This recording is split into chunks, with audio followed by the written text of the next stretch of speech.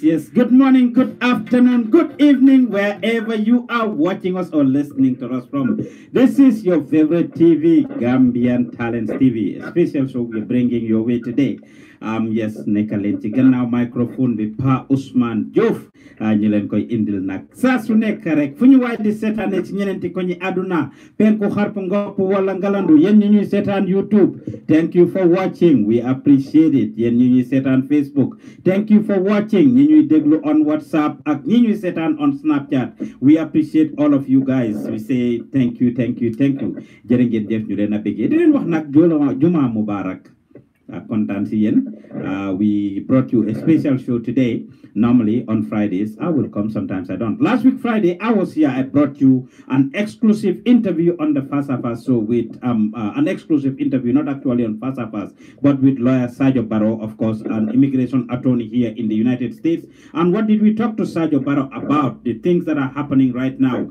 We all know our president, Donald Trump, the president of the United States of America, is, of course, coming up with so many policies, immigration policies, that is affecting the immigrants here. So we brought in Sergio Barrow to talk to him about Donald Trump's policies and how they affect and impact the Gambians in the United States. This show was live. It's right there on our YouTube channel. You can watch it. Subscribe to the channel, Gambian Talents TV. Of course, on Instagram and Snapchat, Gambian Talents Promotion, and right here on Facebook as well, Gambian Talents Promotion. We have a special guest in the building, or our special guest, Open Mic Festival 2018, the biggest annual Gambian event that takes place every year for the past 11 years. It's going to have a twist this time around. It's going to have a change this time around. They are building, they are improving, they are growing bigger and better. It comes with a lot of challenges, a lot of risk being taken. Open mic this year.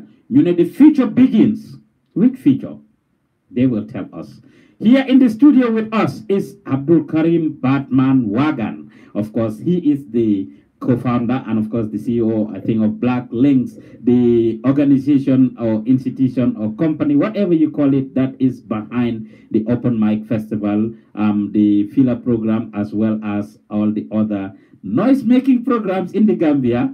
ñoom ñooy ñëw nag di collection baxaay rek di dem every year ngeen wax ko ñu bari ñu ne waaw Open Mic 5,000 10,000 20,000 people all the way guy doore ko Christian Council did them the grow street open mic bi muy grow all the way to the stadium, mashallah. This year nag ST pare woon leen enjoy 2 weeks ago indi leen crowd bu xala jegeñ crowd the Open Mic Birkama Boyo Saluto I wole kede. Those of you watching, Saluto album is out there. You can check it out. It's right on CD baby. What you call it, Big Fast album is out. You can check it out. We have few Gambian musicians who actually have released their albums. You can check it out. You can check it out. I mean, so we have some of them that released EPs and albums earlier in the year, and some that will be coming up. Kumeni Jalimadi, his album is coming. So let's support our own. That's what we call it. And Gambian Talents Promotion are here to promote talents. xam naa ñu bari duñu dee toppa su ñu ne waaw yéen a ngi seetaan TV yéen a ngi ci politics. Yes, we do feature politics ndax si la bokka. Déggu leen Big Faa mu ne ñu defar ko. Déggu leen mu ne anything. Déggu leen Big Faa mu ne Gambia woo the same thing. Ngeen a déglu artistes yi ñun ñoo promote seen boppa ñoom seen boppa jamono ji ñuy politique 24/7 ngeen ne ñun duñ politics ñoo si saf sàppa ba taxa ci rép ñoo tey laa wax. Kum na xari nga naan poson nga naan vermicelle wala nga naan orosewel loolu yaa ko yëg.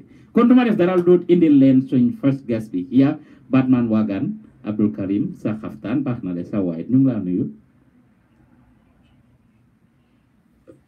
Waagan.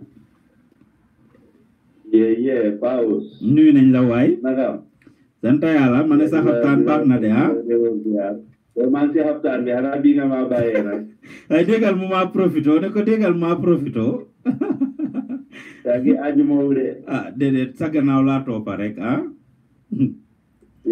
naka suba si. jàngoon si yow yaa ngi si ngoon right. ñun si ngoon yéen ñi nag si suba waaye ñun si ngoon. I know right. We were here 2 weeks ago talking about ST's program and the impact on Gambian music, and I told you I was going to bring you. For those of you watching, today we will be hosting the open mic team. Now we have the list out. The Black Links have released the list of the open mic festival. Of course, starting 2 weeks ago. New Gisne, it caught a lot of people by surprise. We've seen a couple of women on the list. Lady Quincy, Fire, is in the building with Waagan. We'll be talking to her in a little bit. And of course, our Bling is also on the list. On the list. And we also have some upcoming artists who are on the list, as well as a few old schoolers in the game for a minute. Pardon? You discussed list beginning, and it came to a lot of people by surprise. This time around, quite a good number of new artists. Attack is on the list. Prezi is on the list. Kanati help ma list the new artists. YD Hussein and Chanta, Team Kunda, Mad Dots, at Snake, Aika Yannick, Lady Quincy Fire, Bubbling, you mentioned that. Oh, Big Rose. Yeah. A lot of them are new this year this year or maybe they might have been underground. Why this year guy I mean those people. Rosie, what did Rosie do? Not more qualified Big Rosie to be on the list. Well, Rosie the man like the reckon when you don't like the okay, why Rosie? Why how remember the root boy the yengal bagasi.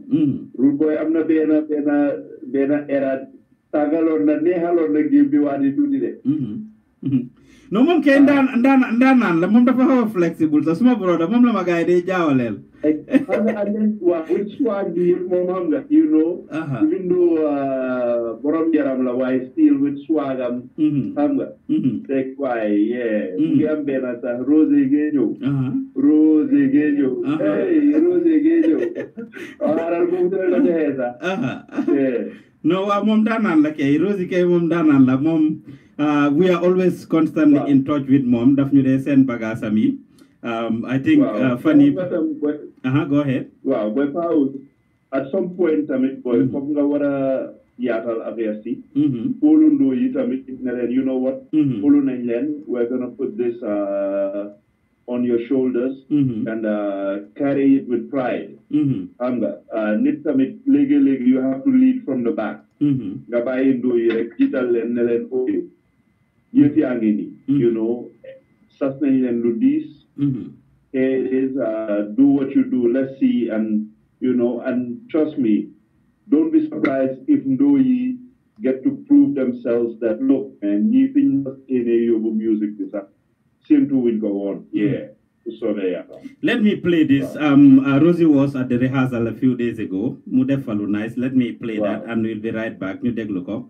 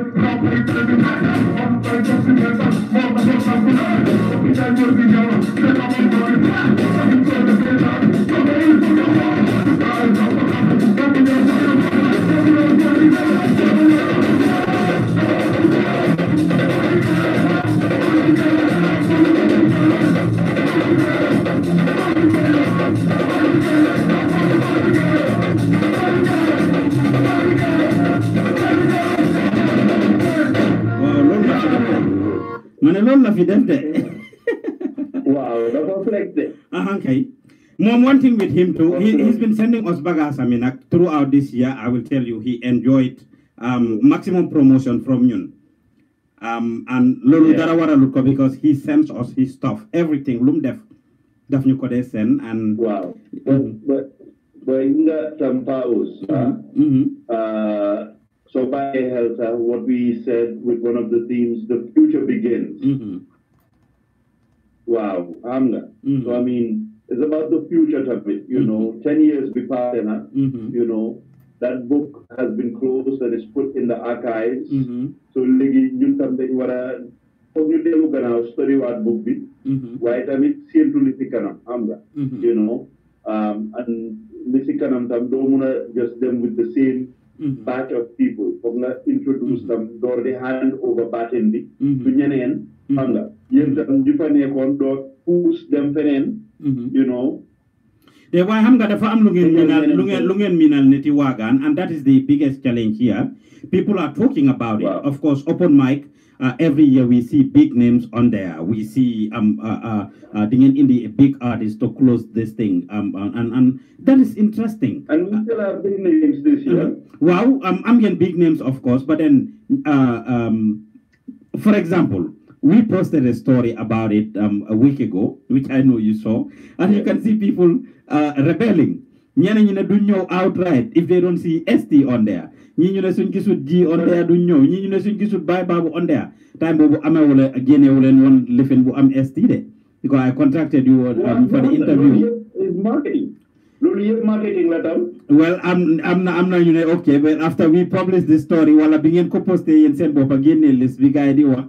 Lolu mo trigger ngeen ne boy ST fooglo de hot cake la de ST su ñëw du baax de.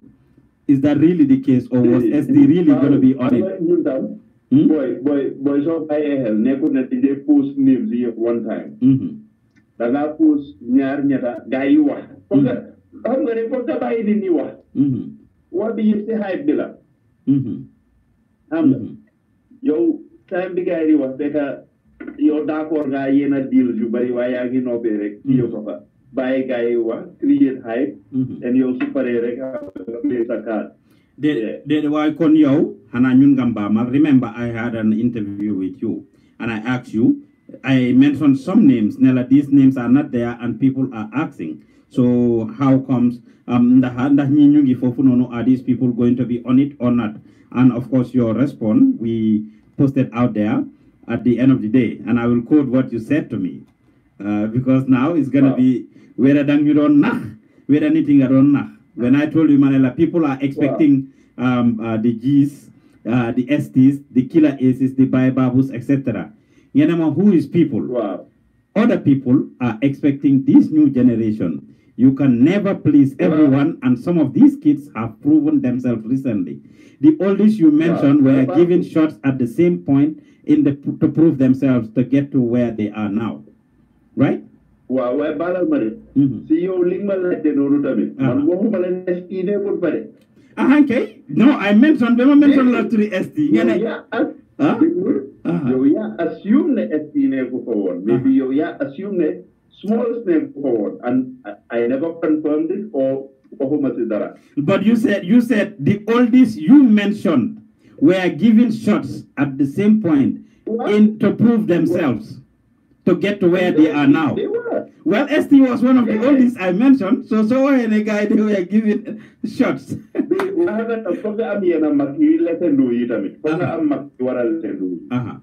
Okay, Royal Messenger. ST, malls. Wow, so you and given big far, you see Makila, you let them do it. I'm going to buy do it, and you them no right. I'm see you on going Hamut. so foog nga am ñu leen di lese woon leen ne yoon bi nii la teete leen waaw and bépp ñoo joxee gars yi baatin bi ne leen waaye yéen nag fii next 100 meters bi nag boobu yéen la waaw so B is more of handing over the baton wow why don't you think you guys are taking a big risk though? The budget still remains the same, the arrangement, everything still remains the same, if not bigger. Wow, so the greatest risk is not taking risk. So risk, so from that risk, you have to push the limits and push the boundaries, you know. And Gambian music is still relatively young, and you get still trying to find our footing. So I think these are some of the best times for no risk coming. And like I said, they could not tell you to the game. So Yaganing, maybe it's just now that they're fully coming to the forefront. So wow, Lolo Degala actually all of them, the same principle and concept that the open mic operates by. That's the same principle that we go by too. I remember Big Far. Then you know sen bagasi li bro, japasi bro li bro manalene. If you do force, do the bro bukuta japa yo ya ko ligay so jove rek dinañ la indi. I've been telling them. So understand nga lolu. Yeah, man understand nako because ñu bari ci ñom dañ day ñew forcer fokk okay bu lolu na jappalé wala li te fekk time bobu gaay ñoraguñ honestly te ku ñorut do waste sa time way xam nga time bobu ñom tam buñ ko dé xam way suñ démé bé ñor ñom seen bopa dañ dé xam né hey time bobu ñoruma won dé wow yeah at every point any song they release like dañu fokk né ñom ñoo fi touch they are the ones the song be is the best li lélé fekk maybe sa studio work be is not good Sen arrangement be is not good. Studio naka sound quality be is not good. Lyrics mu ngi ndoxé. Like so many things. Sen voice bi moy lol nekkon di tegu sa ñu ngi dem off beat. Like and everything. So there are so many things you know why ñom at every point rek fokk nañ né ñoo fi toj waaw koto yi dañu dé fay. Waaw way suñu démé ba toj diga. Lañ dé door realize hay digé man tojuma wo. Why? Yeah. How comes though ST Mumkena out of ñeneen ñep of course messenger lifin na but there are other people ñi ñoo like. Well, like I said, indi ñena ci makki tamit so that's why we brought in ST, Royal, Smalls, and even Big Fab. Because so sédé né ku melni Jizzle ak Nobles. Ñom tam ci generation indo yi lañ bok ñom ñoo ñëka boss rek ci generation bobu. Waye ñom tam ci generation indo yi lañ bok.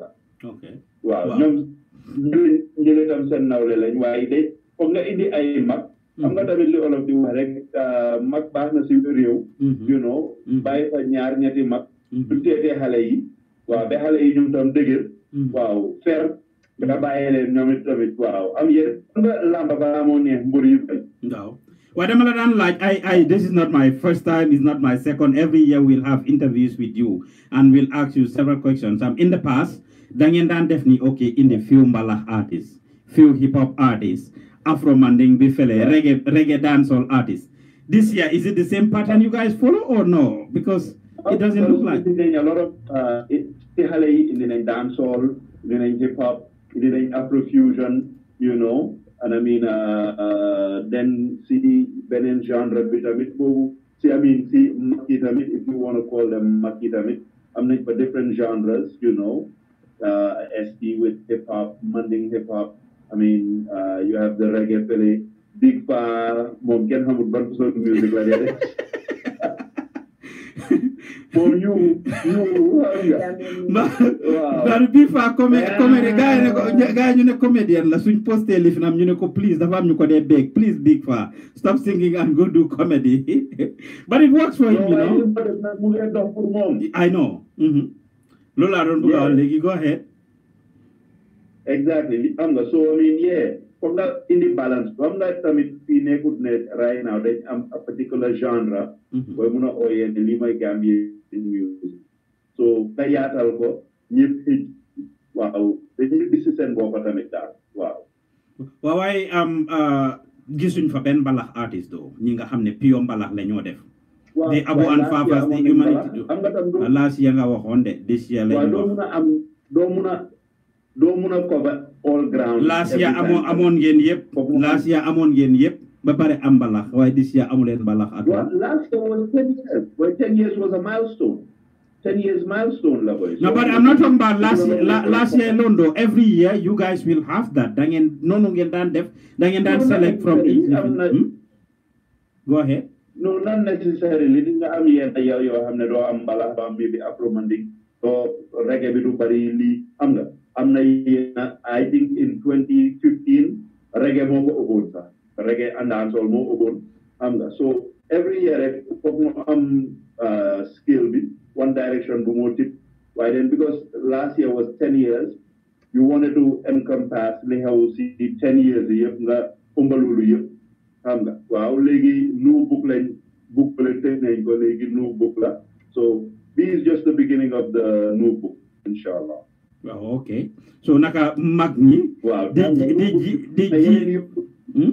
mane the G's the Baibabus the ENCs ak ñeneen ñi nga xam ne yëpp of course they've been making it and they were there last year of course and they are not on it this year. How are they feeling? What reaction are you guys getting? Word on the street from them? I don't think they feel sometimes xam nga ñoom mag lañ si game bi realize nañ and I mean they've been definitely supportive so gisee ñoom ñëpp tamit yiñ post you know just trying to encourage ndóo yi tamit because ñoom tam xam nañ naka la njëriñoo si plateforme bi so foog nga jox saraka yi tamit chance dafa mel ni rek saraka you know yow tam da nga indi saraka lu baax xam nga so I mean soo demee ba gis lu baax am lu baax xam nga bugga nga tamit saraka yi tamit njëriñoo so léegi not ne anything sa waaye da nga jël break rek da nga jël break for this one time jox saraka yi pour ñoom tam ñu gën a tuub waagaan da ngaa rafetal loolu da ngaa rafetal loolu waagaan ndax lan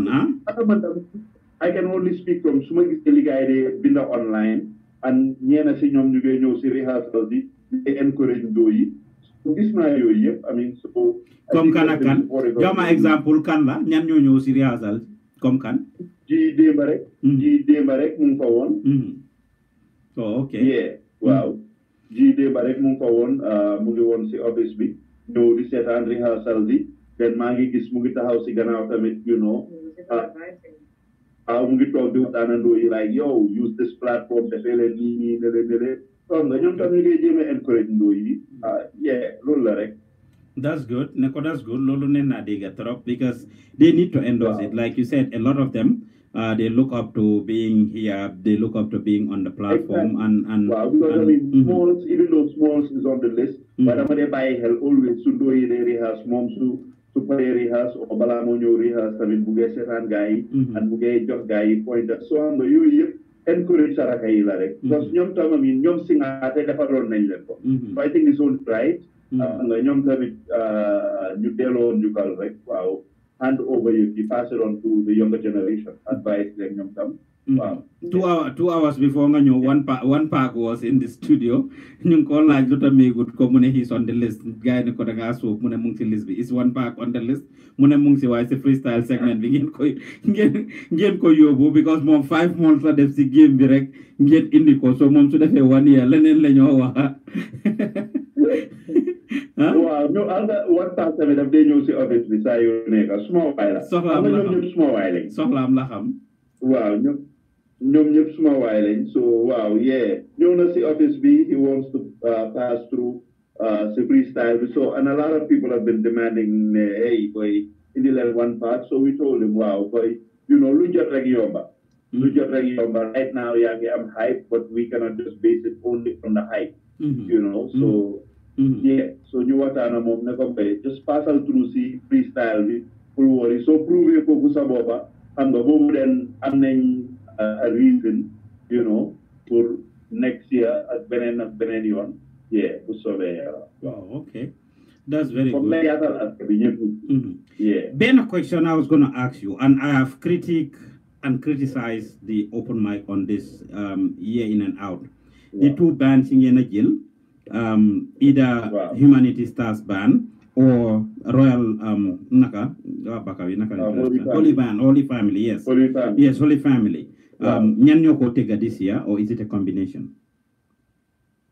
combination law, the Holy Family and Humanity Stars. But one thing I noticed, each of these people on the list every year, they have their songs, like you said, some of them hip-hop in your way, some of them Afro-Manding, some of them either Mbala or Rap Mbala or whatsoever. But either swing your way, you see Paris songs in Mbala. And I feel like if you bring Kini Lolo, how does that work? If you bring Messenger, ngawar ko Mbalahal, wala Queen si mi talk fi ngawar ko Mbalahal songami, wala Queen way pure hip hop. Huh? Lolo des na si artist bi. Comme ku mel ni Rosé, moo demand loolu si rehearsal si boppam. Moo demand loolu. Waaw so loolu nekkut ne comme dañ leen ko forcer. Artist bi si boppam moo ko demand. Wow. Yeah, Madam Apana, in the past though, there are artists every single time. You want to tell me every single time it happened because I'm not seen songs were so good. Come for example, when Silky Chris made it, his song Nakala to that is Nakala song with the hit song that he had a couple of years ago, Silky Chris. Was it Red Card? Yes, Red Card. I mean, you were nice songs like that. It was kind of living like I don't remember. I don't remember that very performance being in Kombala. I don't. Most of the a lot of the artists those same songs you don't call even Sukogai plays don't call it take exactly as it's supposed to be. That they am different from Sukogai Lifine, and I'm thinking, I have the opportunity to witness for example Senegalese artists in Yofi, while a Jamaican artist at Bari Sumaseta and Lifine. Lodi diga si same songs in the album. Well, the same singles is the same thing that you end up hearing on Sukogai perform. Well, but with our people, it's usually different though. Wow, well, I'm not admit. Okay, some of the Senegalese bands, maybe the very band take our album, you know, Indian with them for the live show. I mean, these bands are not the bands that are producing these songs for these artists. And a lot of these songs are electronic music made in a studio, then legi band be wara ñew replay ko. So artists with them they have some adjustments and more lim. I'm not a big boy, let's be honest. Ñom ñu bari tamit baye nañ xel ne okay so ñëwé rasi tuuti mbala crowd bi na dé top high, you know, and that's what they want. You know, look up for artist bi man duma mëna wax artist bi tamit creatively ne ko no bul def. I can give advice by Munumoko for Senegal, did it legal or not. So Sumala understanding is on the artist and not the band because man from the band be no mono. Walinga was no. For example, when Titi comes to America, wala any of the Senegalese artists, right now, ñom kenn rek ñoy ñew wala su bare everybody they only bring 1 or 2 people from Senegal, either same keyboardist bi wala kilena tegal tama. Everybody else is feeling then they put it together. Jamaican artists is the same thing. So Jamaica all the big artists, then they you put together a band from here and then you yobulen on stage. And they would play the songs verbatim, one a very slight difference more say So fake NSC artists a band be not flexible enough to be able to accommodate this. But so fake any artist be bugalulu, that's fine. Dama hamne rek so fake you are a pure reggae artist, the reggae lañ la amé, te sa ñi nga Daniel yep, reggae bi nga play mo len na Daniel, nga ñew ñu mbalax naysal la ko, wala su dé Holy Family nga xamne ñom reggae la ñoo gëna def. Go ahead. So say that Royal Messenger performance over the years, Mom, he's a reggae artist. Apart from last year, when he did Sohore, and Sohore definitely had a Mbala twist, marimba and Mbala twist to it.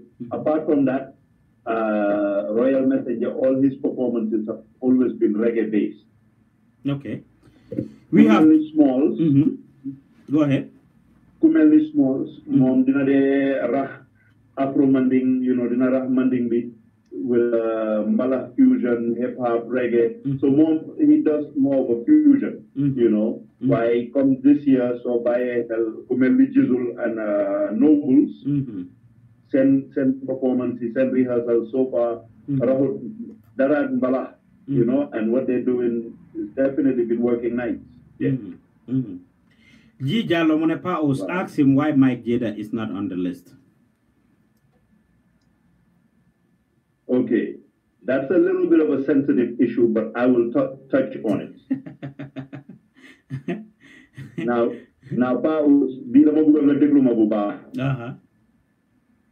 rightfully, Mike Jada was rightfully deserve nako. But Mike Jada dafa def lena, which I thought was encouraging rape culture and pedophilia. And ñun mag lañ tamit. We owe a responsibility to the society. You know, so because of lolu tamit, duma muna allow, maybe society might not look down on lolu because for their personal reasons, but I think what he did was very serious. When you talk about a 7-8-year-old girl in certain ways, I think you need to be punished and penalized for lolu. That is a very serious thing what he did. So he raped.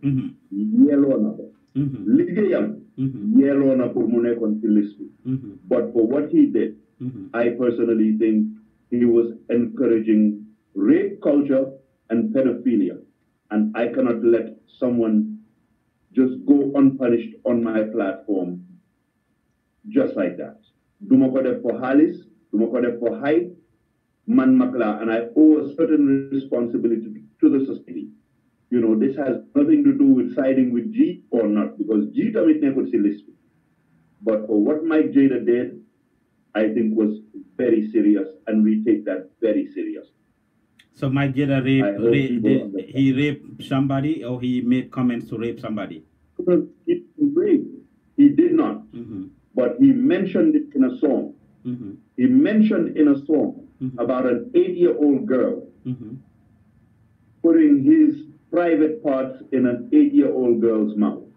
So that is what disqualified him? Yes, I think Lulu Siman, that is very serious. What he did is encouraging rape culture and is encouraging pedophilia. And that is something we take very seriously. Now, maybe Kenen Lulu, in this day and age, you get jema dollar jigen, you get jema stop yena from happening to children. So for that, even jokingly, I will not take it as a joke. Yena you do joke. The joke nit na ko hey damala lolu do joke. You don't joke with certain things. Wow. And when you do that, in my book, I will take action for that. Waagan, what you just said, to actually give it a little more weight. Just last week, the Oscar Awards were announced.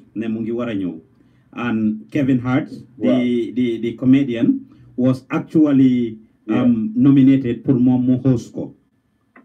And guess what? Yeah, I know. Yes, eventually within a day, then Ampur Revoko, just because of a comment he made, a racist comment he made a few years ago on his Twitter or Instagram account, Guy Dem Gisco, and they brought it up. And right now, with the way things are, affair racism, Nimel America and the like, so he was penalized and it was taken away from him just because of that comment that Kevin Hart made. And that's the same thing we take about rape and pedophilia right here. Wow. Ñun tamit ñu melni jigéen yi liñ nekk di def xeex biñ nekk di xeex suñ leen dutal dimbale duñ leen fi xeex ñun waaw su ma leen si mënut a dimbale and lim wax noonu du ma ko tolérétal keneen du ma ko tolérétal suma family du ma ko tolérétal suma friend du ma ko tolérétal suma doom du ma ko toléré from myself ku def yéena ku wax yéena yi and nga ba we have to take action basically. Yeah. This is what they don't want to talk about, these sensitive things that they do. That's what they don't want us to talk about. Challenge. I never go ahead. Wow. But when I'm asked on a platform like this, I felt I had to acknowledge. I had to acknowledge it. Yes, and people are not people don't know, and they will think it's not fair. And until and unless we break the culture of silence and be open enough to talk about these things, we will be running through the same problems, because the further speculations get and they will be talking about the same things and the like. So it's very important to actually know this. And that guy who asked that question, I hope that person understands as well. Well said. Artists is Bopanyun, we tell them all the time. And for the longest, I'm going back and forth and fighting with a lot of them on it because when you indie songs and they are not clean or they talk about things like that.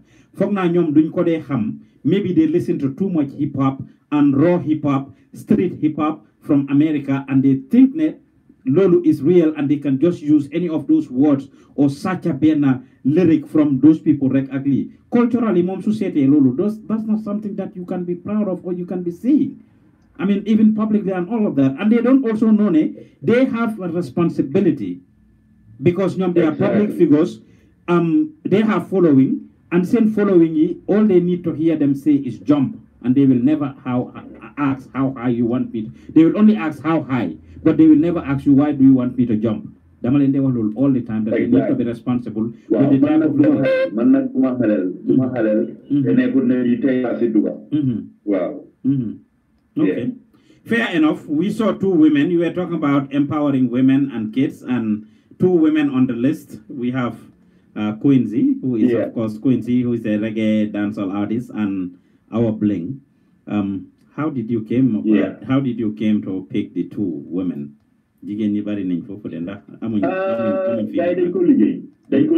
not about patronizing, but over the years, Waagan and the not only them, and a lot more females, who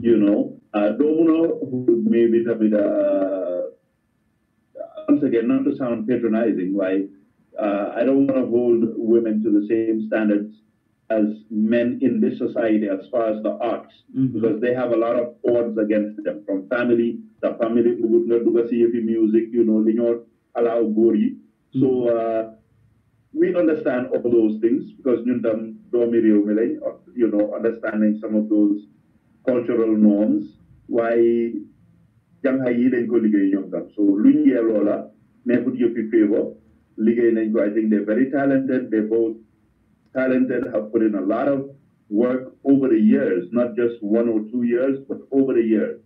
No, Quincy guy, she was hot, a few years ago, but with time, Safaram Dafa Fay, all these years, London this year. She's in the studio. Let me talk to her for a minute. Wow. She's the boss lady, so I'll let her handle this. The boss lady. Let me talk to her. Lady Quincy Fire. Yes, I. Give us some fire right now. You may say me are the boss lady, lyrics act like punches from Mike Tyson. Me say me are the boss lady from one of the mic, one of them fear me. I be a badness, me stand for that when me preach. Lyric band can't run out, me are the one girl for this. The dancer representer, the Adam, the Eve, me not joke, play about. No, me not come for quit. From your sleep, me awake, me not have time to miss. From music, the church, then Quincy the priest. Listen to the sermons, me I come to preach, come and line so clean like coat where you bleach. At the boss lady, you don't know. You came very different. Just like Waagan said, Gambian females to separate from excelling or getting into a lot of fields. And if the average Gambian woman was going to get into music, dancehall would be the last thing that one would expect a Gambian female who will get into if you're going to get into music. Can I Jamaica? Yeah, that is true. Can I Jamaica? No, not really. No.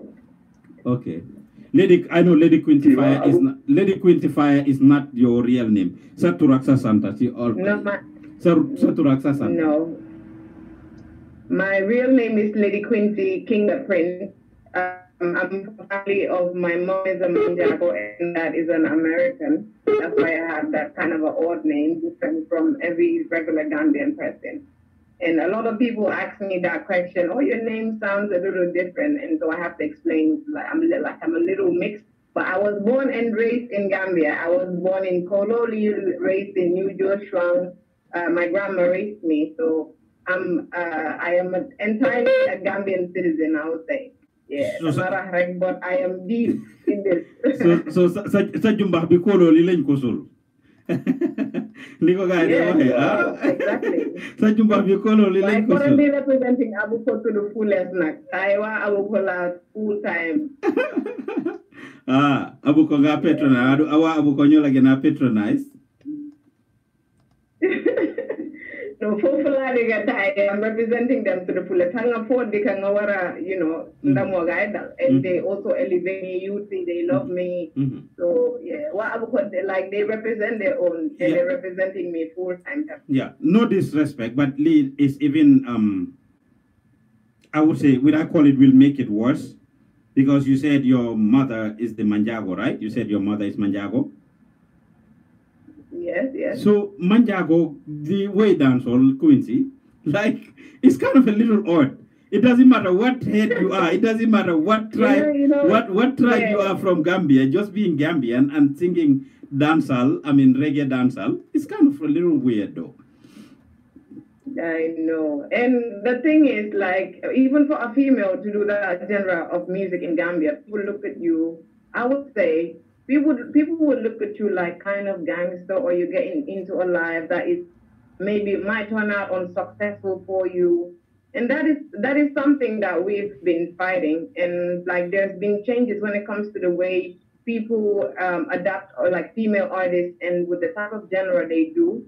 Because even when you look into hip hop, the way they would accommodate the male artist and the female has not been of the on the same lane. But for now, people looking more into talent than looking into looking into genders, I would say. Because I think if one has the ability to do what the guys are doing, or more than that, you should be on any platform or any your talent. Like, I think your career should keep going, and I think I can do things some guys can't even do. So yeah. Okay, what's the inspiration for you? What's the inspiration? Yes, I get inspired by so many things, because apart from being an entertainer, I also educate, because I do reggae songs, I do Afro, reggae, dancehall. These are the three main things I do. So apart from like entertaining people, I also educate people. So when you listen to most of my reggae songs, I talk about daily things that happen. I talk about society things, issues. And yeah, I think as an entertainer, you should also focus sometimes on issues that affect people. And I do that as well. So my inspiration comes from the society. It comes from, people around me, family and everything. So it's not just one base, like section of inspiration I have. I have inspiration that comes wide. Yeah.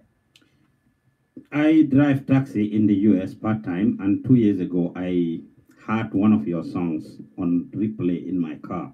And when I have people in there and I play it for them, they ask me, what's the name of the artist, whether you were Jamaican or stuff, you were mistaken.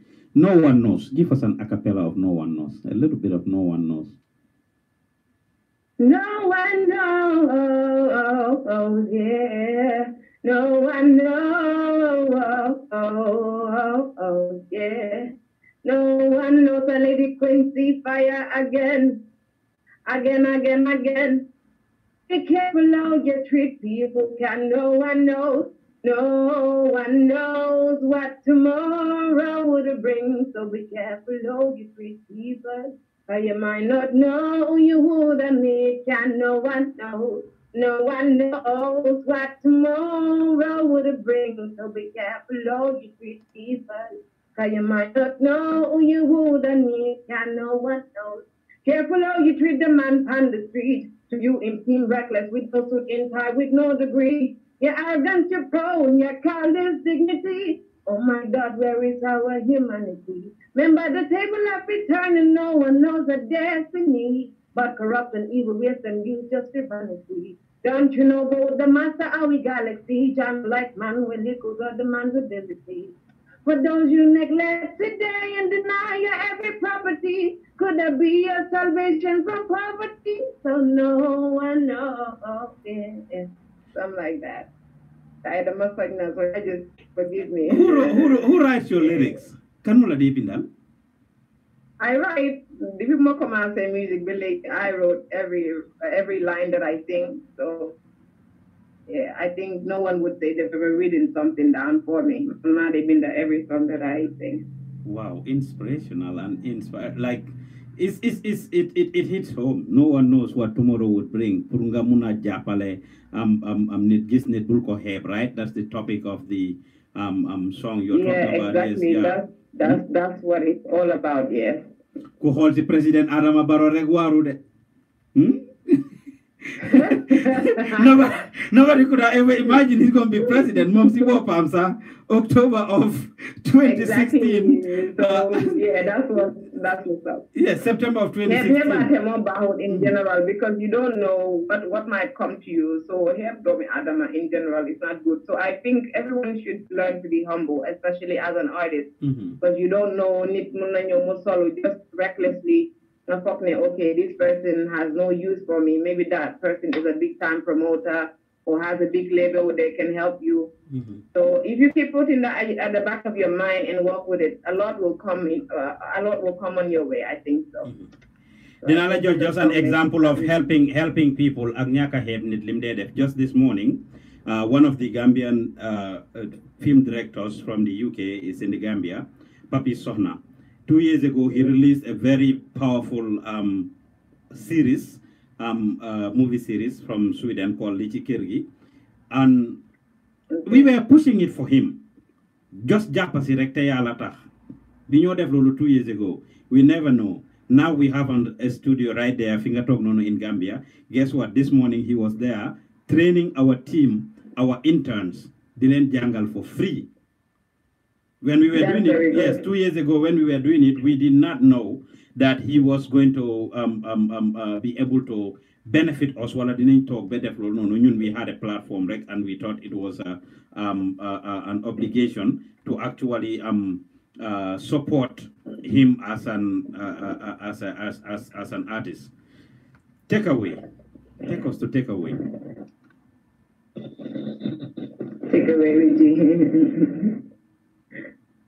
That's what you want to hear, right? Me not gonna let my girl come take my man away. No. Me not gonna let my girl come take my man away. No. Me not gonna let no man come take my man away. No. Me not gonna let no girl come take my man away. My man away. I just gotta help me. Them over that. Yeah, that's as much as I can give today. Don't let it, like if it were another day, it'd be bigger. But nah, yeah. So, danga musa dem Jamaica, fan nga jange patowa? Yeah, like you're just one of those people. You keep asking me that question. Okay, I'm this person here. I was good at comedy as well. Like people that been to school together with me can be witness with on that. Because time will break time school. Way come way shaggy num ko de way di topondor voice shaggy di, and I'll be singing like Akon di topondor way and sing like him. And then I started to watch most of the summer jam. You don't happen in Jamaica. They set dance all Josie because time was not understand in a lot of CDs. Time was take a DVD, you know, help, and some of them were also set of New Korean Indian festivals. You learn them again and you for the agenda. And I kept watching these things, and I got so influenced to what I was hearing, so I started to actually demand every time student after my cousin to spend the only England this type of music. I was listening to some I Lady Soar and Young Queen Africa and the rest of them Sincere Spice. They were there, but they weren't on top as now. And then I was a youth, but I was listening to more of this music. At time when Capone, those Jamaican movies that everybody used to watch.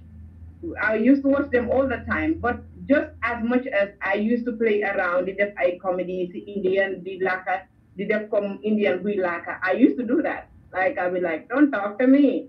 I'm an Indian. Why are you acting like, I do that. Like, I do that even when I'm training. Like, I just think when I quit the guy, kind of deaf comedy, and I'll do that. Like, I'm good in that part as well. I can just tell me like, oh, I like the hair. Where did you do that? Don't be talking. talking to me. You know, that kind of thing. Like I can mimic anything. So like speaking dancehall didn't become hard for me. And some of them like online research about their language and come send language to I'm an advancement come in language today the basic like 3,000 years is just the same thing. When you send language become the some changes. Come many all of the Senegal and all of the Gambia.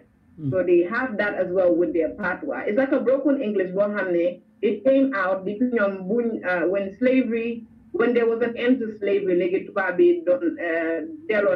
they landed to an island, and in the Caribbean, that's what they came to call Jamaica. And so, in order to make sure that these people who were the masters before didn't understand much of their communication, so they broke down the English to what they call patois. What's going on? They say Waagan. What you saying? They say what you say, and you know that's how it all went on. It's so hard. As soon as study time, so it became easier for me to actually just know too much about the language. So next dama just talk ko wax dama ko nekk di jàngale tamit. Okay, we're talking about I'm like no, but dama de jànga tamit nga xamne that's what you people speak. We're talking about language here, and you say your tribe is Manjago. Do you speak Manjago? Yes. I try to speak Creole because my grandma, we have people from Guinea-Bissau a little bit, but my grandma used to teach us that. But as we were growing, because I used to live with my mom and my dad, so I was speaking. The first language, to be honest, I've spoken is English. That's what I've been speaking. And when I went to my grandma, I started to speak Wolof. It was more of Wolof. And my grandpa used to complain that she had to teach us how to speak Manjago. I know certain things, but I know only the basics. I don't know too much. Well, what would be your all those kind of things, Billy, Katib. I know so many things, like just random things, like how are you? You know, good evening, good morning. Give me some water. I'm going somewhere. I know some basic things. By somebody jokes them, I know what you're saying, but to some level, I won't be able to talk anymore. What would be your reaction to people who would say there are people who critique a lot of Gambian musicians who are adapting other music genres and singing in those languages? For example, you know, kuwe hip hop, do fi def lu fi ñom Tupac ak Jay-Z ak ñooñu defut. So demee Jamaica, ñoom Bob Marley, Vybz Kartel ak Buju Banton ak gaay doo def luñ defut ci reggae, luñ joomalewut. Nga dem Sénégal, ñu ne la doo fi def lu fi ñoom Youssou Ndour ak Thione Seck ak Wally Seck ak gaay defut. What do we own ñun as Gambians? Some people will critique you guys about that. Ne da ngeen wara jappa Gambian music, Gambianize, go play Gambian instruments, sing in Gambian languages, and do things the Gambian way. What's your reaction to people who would critique you like that? Yeah, but people should have problems with the genres because influencing your language on it is one thing you can adapt, and that can work out for you. Because sometimes other countries, you have people that are doing dance calls. Like in Zimbabwe, people are using their own local language. They use Lolo, they def dancehall, because use the def reggae, and they're not like using patois or English or something like that. It's working well for them within that country or within that region of Africa, but it's not working for the majority outside that speak. Okay, we would say English is like a global language. Around the world, even the French people, it's more like a strict policy in most schools that you have to learn English. Well, what would be your reaction to people who say, okay, Quincy, you could use the local language to actually do your reggae songs? Yes, I use local languages on my songs. I use them on my dancehall songs. I use them on I have a song called Samayef. It's online and people have it. It's an entire Afrobeat song that I recorded in Senegal, and I've spoken like Wolof all through the song. I know you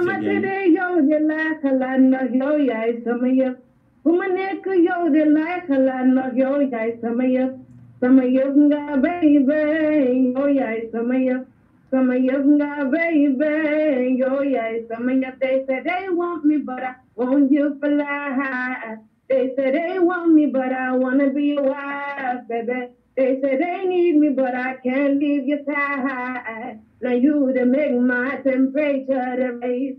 Gon yidi ma ya wax bari digale bu bari yak dem pare way ci sama xol bi ya ci sore man jama len gënal be bi kay suma tede yow de lay xalaat nak yow yaay sama yëpp fu ma nekk yow de lay xalaat nak yow yaay sama yëpp nga baby yow yaay sama yëpp sama yëf nga baby yow yaay sama yëf ku ci am sa waay nga bëgg ko da koy woowee sama yëf ku ci am sa waay nga bëgg ko da koy woowee sama yëf something like that. Sama yëf neex na de. That will bring me kan mooy sa yëf. That will bring me kan mooy sa yëf xam naa ne boy si paako yi ñu bari dinañ ne waaw kii reggae artist la am nga far. Are you married or you have a boyfriend? No, I don't have a boyfriend. I had, but I'm just, single for now. Amuloo far. Lu xew? Did at the moment, Alma. Guy gangster lañ la xoolee but you had one. At the moment, you had one. When did you break up? These things are a little personal, but it's been a while. Like it's been a long time now. I don't have a boyfriend. Yeah, and that's the fact. I think if there was one, you'd be listening, you'd be like, why are you doing this to me? There is none, so bueno. Hana gari na de hole gangster, Quincy. Do they look at you like a gangster? Sa style, huh? Nella is not ladies or something? On stage, I shake my body, I whine, I dance, people love it. So I don't think you would call that gangster. Okay. I'm a person that is very versatile, and each of these music that I do, I have a style that I portray. When I do dancehall, and when my songs talk about dancing, I dance to the max. And when it's a reggae song, I dance according to the vibration of the music. If it's Afrobeat as well, I dance according to what the music says. So it's not like someone who just come on stage, stand at one place, and be like, Waagan. It doesn't work like that. I'm not that type of person. Yeah, I've seen you perform. I've seen your clips. You are very wild on stage. Dang de tipsy, dang de nansagara, wala ga tohta balaga on stage. That's what is attributed to people that are that wild. People that are that wild. That's what I'm telling you. Right? That's how people judge people. Okay, naturally, I'm a person. That's why I exercise a lot. And but I don't like to look big because there's certain type of dance you would want to do. It doesn't happen anywhere in the world. That is just natural body adaptation. So that's why if you look at most of the top stars in the world, like Jigeni, they don't have too much body. Like I'm Yarambu body. I'm not agreeing to that or dealing this time with people that have weight. But I think if you are a singer or you DJ, like you do dancehall, and jigen it's not even random. And nothing. And if you have so much weight, then they tell us on stage, especially if you are a singer, well, not DJ because it consumes a lot of energy, so they wait. That's why, I don't like to put up a lot of weight because I like to flex on stage. You are all over the place, from one corner of the stage to the other. Then they wild, do they tipsy, do they not sangara, do they tuhtai? Do they bagas, or the big fat? Okay. Or the big fat, do they bagas? That's what they like about me. I'm not the person go on stage, I like to communicate with my fans. That's me right there. So are you on a diet or something? Like the guys do not to see a boss lady. You can go on the come and take control, and I'm that lady. I take control. So then, are you on a diet? Are you just going to the gym or exercising, or are you on a diet as well? I'm not on a regular diet. I used to go to the gym, but I do normal exercise at home daily, every day. I use my son to exercise every day. Mom, they use it, take off my cut and this strong cord every day. It's like, Mommy, do it again. Let's keep going. My son, it's not funny, Oh, okay. So it's more like a family. I use my son to do all my exercise, but don't worry, I never drop him, and I'm not actually doing what I don't supposed to do. So you are not a tomboy though, like do they live in? You are not a tomboy though, right? So there's solo. I mean, man, like is yangi sol dress, finger talk me, yangi sol dress, but sometimes you do dress like a guy. I mean, they might call you tomboy. No, I don't dress. I'm mostly girly. Well, I'm not going to get no way. I'm always dressed up girly, and guys, my mom and if you make it, they always tell me, things you always look nice. So maybe occasion with a fake one, I wore something a little, maybe to be one, but most of my shows, Quincy, I dress you guys a little, something sexy most of the time. Not exotic, but something feminine, like feminist. One you dress a Quincy be. Cameraman, one you dress a Quincy. One you dress a Quincy be cameraman. Well, okay. Some people say Quincy will go wild. A lot of times you will go wild if you are on stage from the way you live in. You have some songs so far, songs yung fi a cappella yep, they are clean songs. But you have some songs, Quincy, that are term dirty. And a lot of you guys are criticized for that. Of course, the private parts or talking about how you want to do dirty things or some sexual songs that have sexual connotations. You have songs like that, right? No. You don't? I do very much for dancehall, and the people I work with don't entertain me to use certain type of languages on my song. I do dancehall, but my dancehall, I do it in a very matured way, as in, wani makladewa. Okay, I just say it in a very matured way. So it's left for you to not understand Lumabugawa.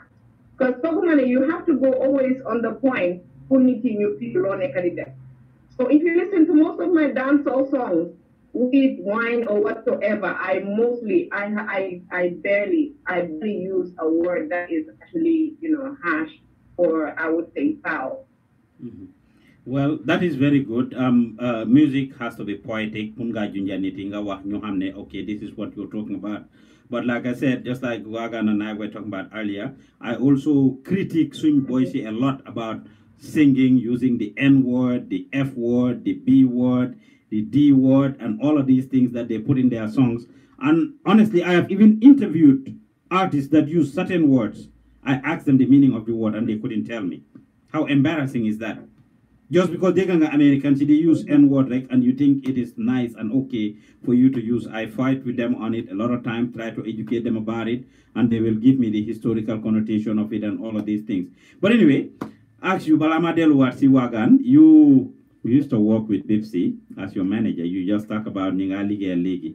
What happens to you and Bipsy? Yeah. What happens to you and Bipsy? Remember Bipsy used to be your manager at some point. He's still in my management team right now. Okay, but you guys fell out at some point, didn't you? Every entity, company, business, individual relationship, every point people get to a disagreement, but doesn't mean they're going away forever. It doesn't work like that. That was rumored and talked about. Sometimes you have disagreements, you have push and pulls, but doesn't mean anything. And we are both mature people, no matter what differences we have, we clear them up and we move on. So I'm that type of person. I say things I want to say in a very matured way, and we move on. Have you guys talked about this before any time publicly? It's rumored. People talk about it. Have you been interviewed and asked about Sadigente Bipsy in the past?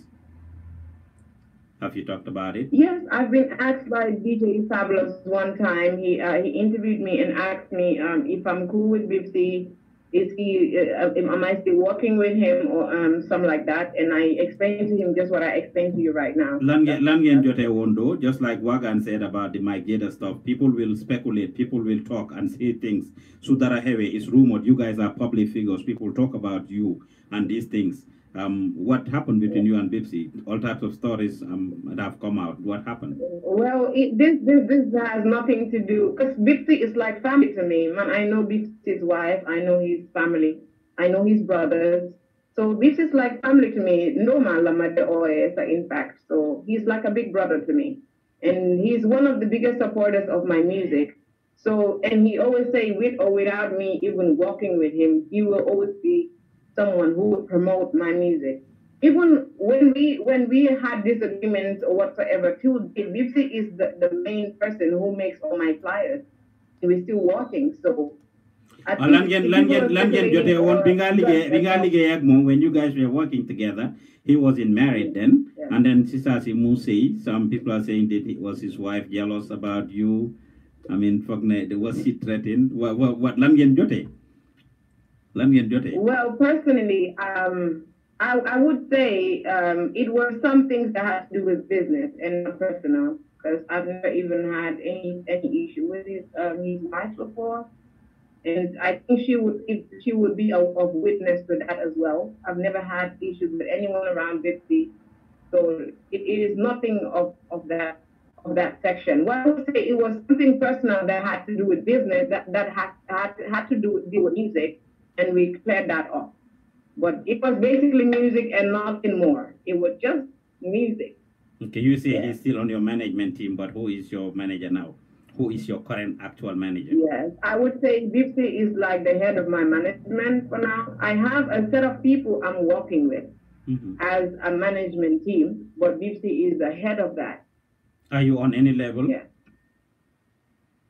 Yes, I'm working with a level. What's the name of the level? Which level are you under? Aftermath Music Group. They're actually a level based in Australia. Oh, okay. And I'm the artist. I'm the face of Aftermath. Yeah. Oh, okay. Are you making money? Some music, be.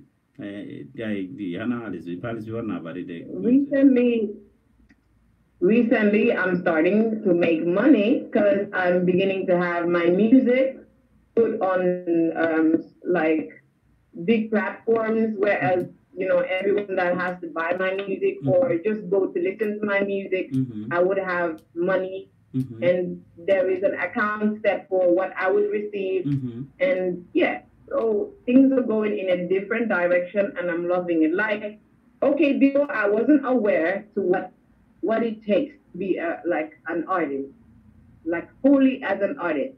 Like, you have to understand the business. You have to know what it takes to be like an artist, not just any performing artist, but an artist that takes it on a serious note as in a business.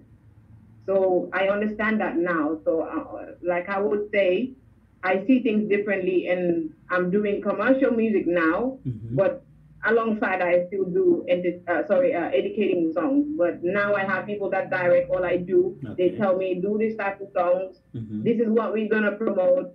This is what we're gonna do. So I think it's a serious business now. So you are international now, if I understand you. You are at least trying to be international standard. You are producing international standard music. I have people in India, in Fiji, places that I barely even know. They be, reaching out to me, telling me about my music, telling me they're fans. I have fans around the other side of the world, not Africa, in India and elsewhere. And I have this new Afro song I released, that's the Dam Dam, and it's really going so far, I would say. Yeah. Okay. What do you have for us at the open mic? Bala open mic. Bala open mic. We used to see you on BNL. You did Word on the Street. What happened? Yeah, you're more black.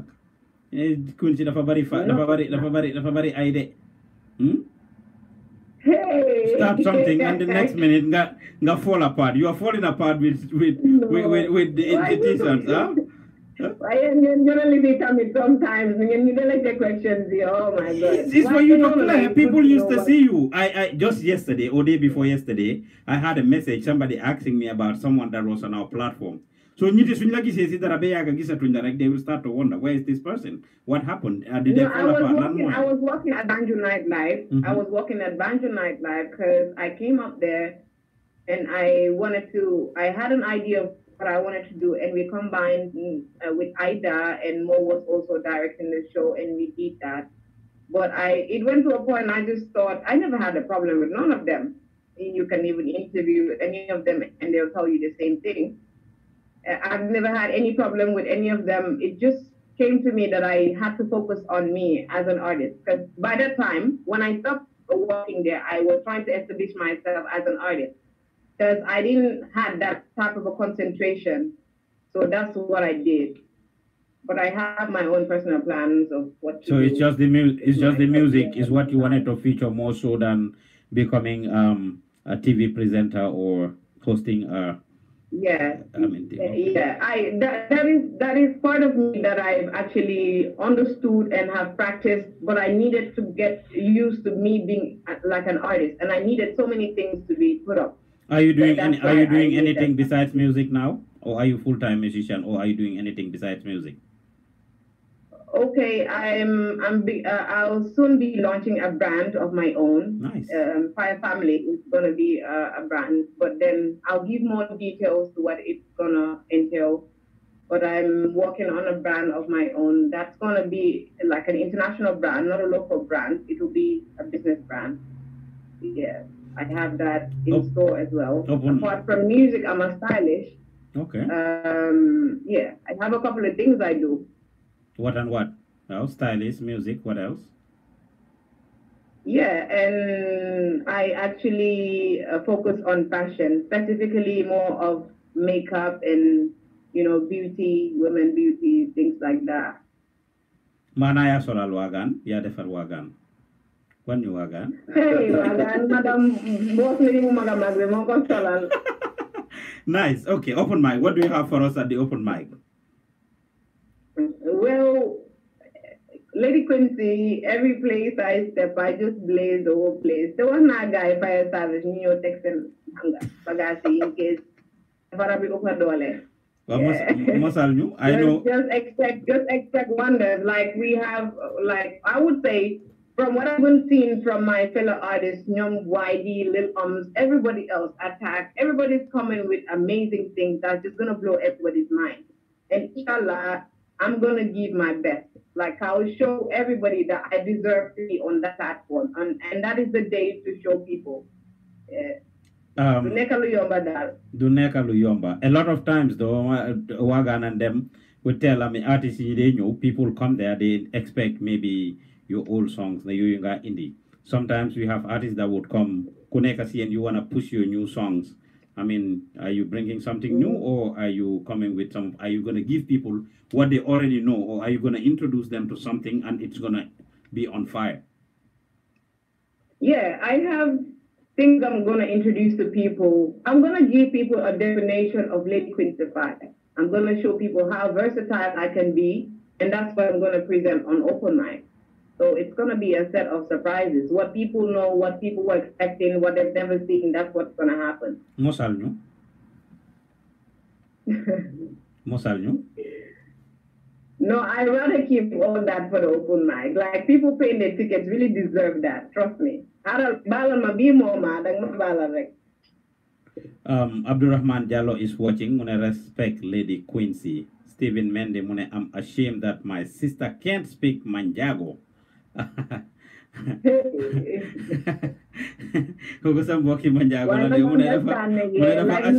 your father's language, that's what you should know better, isn't it? Yeah? Mr. Mende, ashamed that you cannot speak Manjago. Ibrahim Job, but then, okay, your final langawa nila setan no before Madelo si what si Waagan. Okay. I would thank you guys, first of all, Gambia Talent Promotion, Gambia Talent TV, for having us here in the building today and giving us this great platform to actually showcase what we have for the people and to clear things for the fans that always yearn to know what we're up to as well. And just to say to people that watch out and get ready for Open Mic Festival. It's the biggest, the baddest platform in Gambia. So just get ready for it. It's the event in the corner. It's the one everybody's been traveling tickets for to come witness. And let's get ready to make history again. That's all I have to say. And to say to everyone who's there, ambitious, just hold on to the dream and make it happen. That's all I got to say. Thank you. Bien rek lay wax dama ci day xex ak nit yi suñ tour bi gaay dañ day ñew na Gambia Talent Gambian talents. People commenting online will say Gambia talent. People, artists. Gambian talent wow. TV. Artists. Gambian talent TV. Wow, artists and poppers. We've had people that would give us certificates and write Gambia talent. we open bank accounts and they put Gambia Talent ñu delloo leen seen checkbooks yëpp. ma gaay may leer nag nañ delluwaat school. xam nga ñu dégluwaat. am na bank boo xam ne really we had to close our account with them 3 times. They made us checks and keep making a mistake on our name. 3 times in Gambia they making checks and making a mistake on our name. We close our account with them if they cannot get our name right. It's Gambian Talents. So for those of you that are watching that keep commenting and saying Gambia Talents, is Gambian Talents. If you look on the name, that's what you're gonna see. If Quincy is to give us a certificate, well, Mubindal you check. If she goes international and she wants to give us a check, don't write Gambia Talent on it, write Gambian Talents, okay? No. All right, Waagan. Yeah. So Quincy profile now why she's on the why she deserves to be on the list, right? Trust me, I knew it was more approval na for me. Wow. Why man hamna? Waagan you politician gade. Businessman. Politician or businessman? Banla sisa. Because you're taking some serious business moves. Bringing people that are already big enough. That's what you said, right? You said nobody makes it to the open mic just to come and get promotion. You should already be up there. I mean, because boy creator and other platforms who guys they promote this and more by aga poku. So they go on by some law, they create platforms from radio, TV, all these things, the streets, clubs. That guy aga poku. So I mean, it's only right, yeah. What are we seeing differently this time, besides performance? Man, the future begins, man. Like I said last year, they persona anything to Asamanti. Joton nañu laal Asamanti, why jotuñu def colors. So this time you get him aside of the colors of the Gambian flag. Why léegi xam nañ ñu laale Asaman. So wow, liggéey boobu lañ bëgg a mootali peinture Asamanti, the colors of the Gambian flag, inshallah. Oh, okay. Tickets again, another again are good. Suba inshallah. Tickets will be available at all Atlas petrol stations. So yeah, Elika. Now I'm workshop tamit buñ nekk di def between Elek. So lolu ñu bi delo won tay I have to even apologize for coming in here late because of lolu ñu see if you workshop it. So lolu expansion you asked then. Into the open mic and the whole package. Yeah. So starting this year, during the workshop, and just moving on with it. Yeah. Tickets in Yatala. We talked about, I had this conversation with people in the past, and we're thinking, of course, like you're saying, the future begins, make it a big festival, whole weekend long, Friday, Saturday, Sunday. Any plans like that on the way to make it a whole weekend starting next year. This year, you're going to see workshop. Starting next year, then I continue with the workshop. Why starting next year, first then you in a door 2 days, Friday and Saturday, yeah. So nanka ben aga pin amale exhibitions. But incorporate Nancy living in a workshop, and so nanka. Tickets in Yatala, how much are the tickets? How much? $300 is in advance and $400 is at the gate. That's the regular ticket. And I'm a free drink. VIP is $600 is in advance and $750 at the gate. I'm a free drink and a free Atlas $100 fuel coupon. So as I'm put them see event bi ñu la ko délo tamit so jëdé VIP ticket inshallah. Okay, that's very good. Security wise, gis nañ ST ñu dégg ne the gate was broken into hundreds of people gathering. Is that something that the open mic learned from? Well, I mean, am nga ñun tam nekkut na just from this event, but over the years ñun tam am nañ sun personal experiences. Ren ñu ngi wara def 9 years of the Independence Stadium, so du yomba ñun tam yaaga nañ ci liggéey bi. We take security very serious. Pour nañu make sure ku ñëw nga ci jaama ñibi nga ci jaama, but then ñun tam stadium is public property. Dinañ def suñ kéemtalaay kàttan pour no damages to happen at the venue. Because like I said, it's public property. Rio Mako Mom, you know, Yahal Daralo Hamnerafa Yahal Sudrio or Yahal anybody for that matter. So security is definitely one of our top priorities. Last word to our listeners. Man, thank you very much for having me. It's always a pleasure. Gambian Talents Promotion and Gambian Talents TV. Yes. You know, yeah, December 28th, next week, Friday, a week from today, man, Independence Stadium. You know, yeah, the future begins. Take it, be. You know, I want to give a shout out to IOM and YEP. Guys supporting you, definitely, and CEP workshop this summit. In the some returnees. Ñoo xam ne ñu ngi leen di jéem a jàngal tamit yëfi entertainment and entertainment entrepreneurship and seet naka lañ leen di incorporate into liggéey bi, you know. So no one will be left behind. Every citizen nga seet noo ko utiliser moom tam mu jàng mun a njëriñ boppam njëriñ réew mi njëriñ askan gi njëriñ njabootam, you know. Talking about so, yeah, shout out to go ahead. No, go ahead. Well, so definitely. So respect to IOM and YEP for that.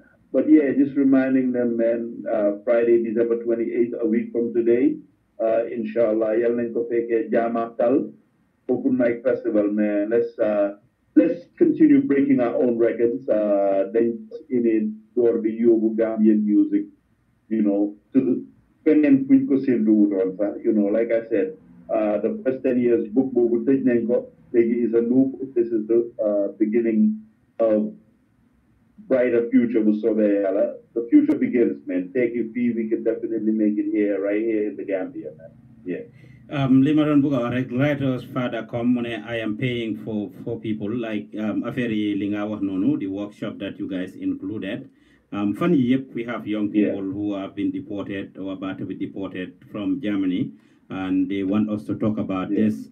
Why they deport us from Germany. They just keep telling us, so I am paying 4 people's school fees, and now how can I help those people? German government give Gambia government to give us money, which is more than 1,000 euros. So basically, return is you guys helping them is something that is very important. We are doing the same thing, teaching them and training them on media related courses, anywhere from journalism to web design, graphic design, etc. Sun civic duty, sun warugalla, you know, lui muna yobu réew mi doomi réew mi kanam rek ñun tamit ñu béy sun waara. Wow, so lol dafa am solo bu baaxa baaxa that you guys are actually trying to get them to be involved in entertainment. Kon dégg ngeen lu Waagan wax. Who are we having tomorrow? We will be having 3 sets of interviews. Today we had the female artist. Our Bling was supposed to be here with us, and she chickened out. One YD, I'm trying to get Attack and maybe Team Kunda. Yeah, I'll talk to them. I'll confirm with all 3 of them today. YD won't confirm on that, but I'll just let them know again, inshallah. Okay, so YD, yes. So tomorrow we'll be having another interview with those people, YD and Team Kunda, some of the upcoming artists, definitely. It's all about promoting our own. It's all about exposing our own. Gambia is ours. They have done their part. They have been doing their part to actually get this to the level that it is. Media side be. Of course, they had a hand in that, and now they, of course, branded the Open Mic Festival. Have gone through a lot of struggles in fighting you bari yu dee xew si music industry bi xam nañ ko ñu leen a bëggee di leen gërëm bu baax a baax a baax yéen ñu jàppoo ak ñoom nag because we serve as a check on them su ko gars yi defee rek suñ demee rip people off make millions and don't give people a good show, we write about it. But one thing, Waagan, they're businessmen, they understand that we are going to talk about what we see. We only report what we see, and that is all about it. So, and this is something that all Gambian talents, all Gambian celebrities, politicians, businessmen, musicians, entertainers, people in different fields should understand and should know that Gambia is ours. And if they are public figures, they have a responsibility to try to do right in society, to the society, for society as much as they can. Konye Nangon Deglu, a special show here on the Gambian Talents radio and TV. Nino Setan YouTube, thank you very much for watching. If you haven't subscribed to our YouTube channel, go ahead and do that now. If you haven't liked our page, Facebook page, go ahead and like it. Snapchat, for those of you that are following us on Snap, we thank you all too for liking our page and following us on Snapchat, Instagram, and wherever. Support Gambian music, support Gambian talent, support Gambian showbiz, support Gambian entertainment. It's very important. Support the open mic. They have sponsors, but we would want them to have a lot more sponsors.